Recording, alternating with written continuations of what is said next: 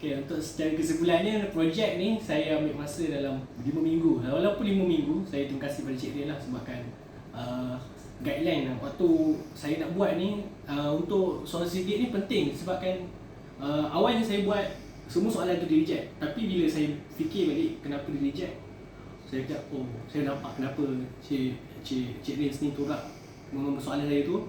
Sebabkan soalan saya tu tak memberi impact kepada jualan saya. So, bila saya ubah balik saya punya ni, saya gunakan untuk dekat responden betul. Saya nampak yang mana, oh okey, ini yang saya nak cari selama ni. Selama ni saya perlukan, walaupun tak dapat 100 orang responden macam saya target. Saya dapat 87 je.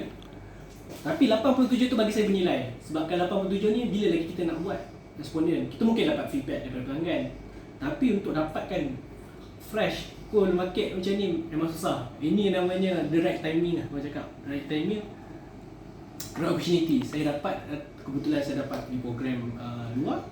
Saya gunakan program luar tu sebagai saya punya benchmark untuk, oh, inilah chance saya untuk ceritakan produk saya ke orang. Dan saya cerita sebanyak 100 orang, 120 orang. Saya cerita satu-satu saya cerita. Walaupun tak semua isi, ada 20 ada 40 lebih yang tak isi. Tapi saya bersyukur sebabkan ada 87 yang sanggup isi walaupun dengar saya explain benda tu berulang-ulang kali. Saya pergi ke meja. So effort tu yang orang tak nampak yang saya buat extra. Cuma sayangnya saya tak boleh nak siapkan projek ni fizikal sebabkan projek ni fizikal saya kat Temellow. Saya nak bawa ke sini saya tak dan sebab saya baru habis program, saya terus balik sini. Jadi saya tak sempat nak pergi touchdown kat Temellow nak ambil barang, tak boleh sempat. So saya terpaksa keluarkan duit, buat baru, innovate daripada idea ni, saya buat innovate baru. So sekarang ini apa yang puan nampak ni, ini adalah kira inovasi daripada kebaruan yang lama. Kalau puan tengok yang lama pun semua pakai cat sebelum ni.